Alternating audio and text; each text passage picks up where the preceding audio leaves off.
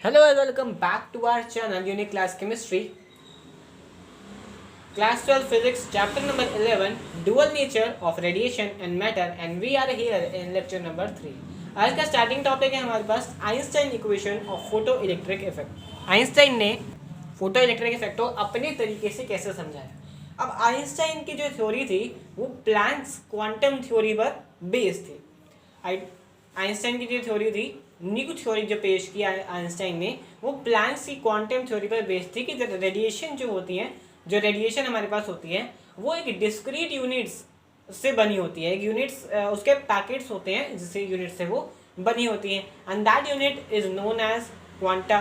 और एक क्वांटा के पास, हर एक क्वांटा के पास एनर्जी होती है that is H mu and H is equal to the Planck's constant and mu is equal to the frequency of light.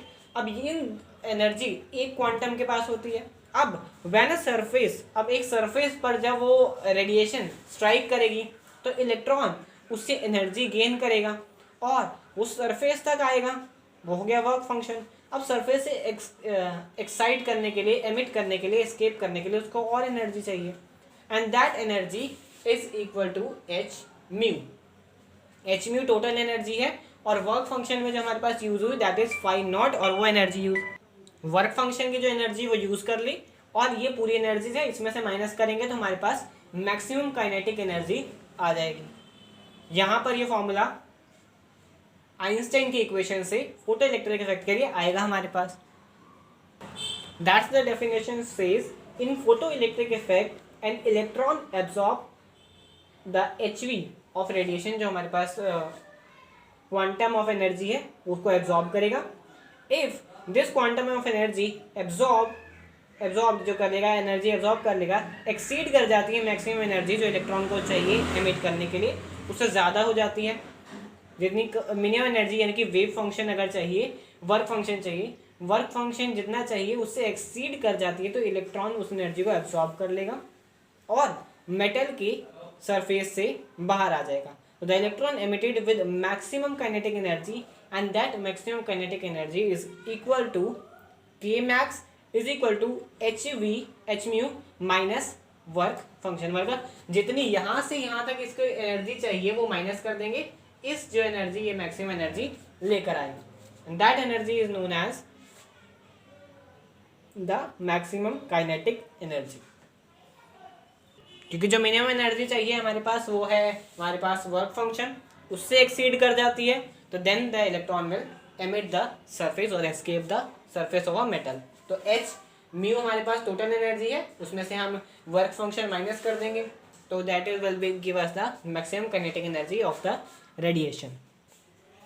तो there it is the K max is equal to H mu minus phi nought. That's the Einstein photoelectric equation.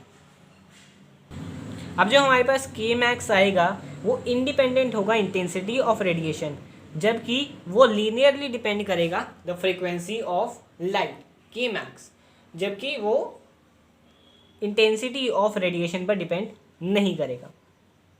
Because this has happen because in Einstein picture photo electric effect arises from the absorption of single quantum of radiation by a single electron.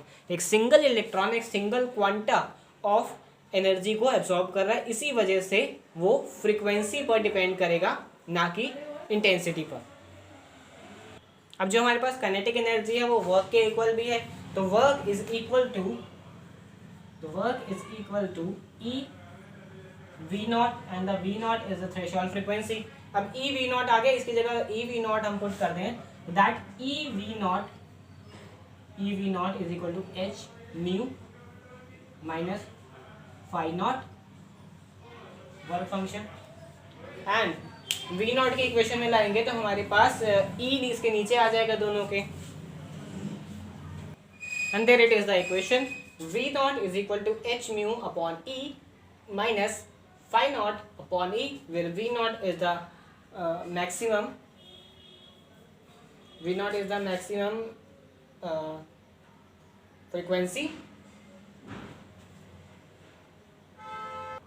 h is the Planck's constant, v is the frequency of light, e is the electron electron का charge, phi naught हमारे पास आ जाएगा work function, and then again E, that is called the electron वाला charge.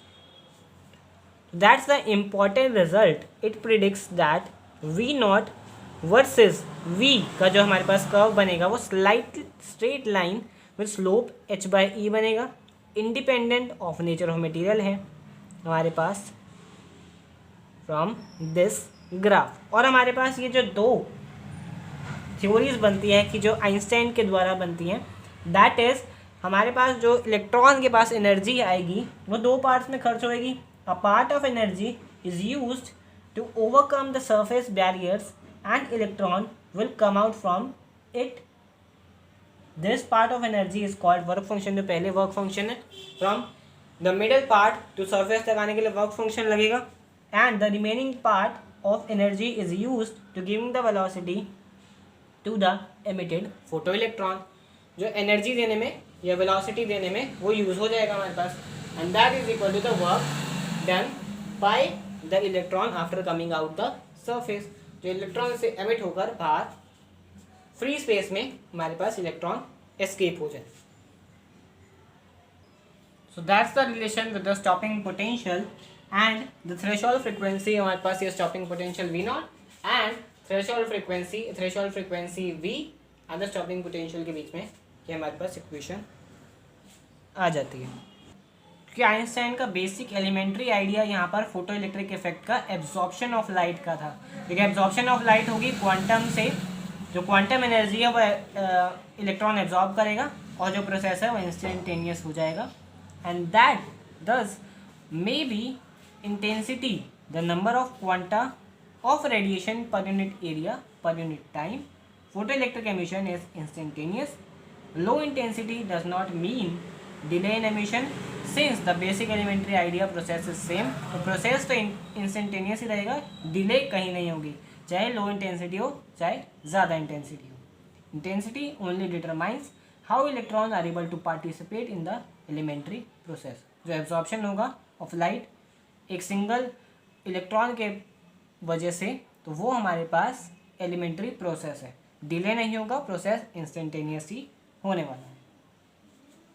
और हमारे पास Planck's constant की value that is 6.626 into 10⁻⁻34 joule second, and that's the value to be used in this formula.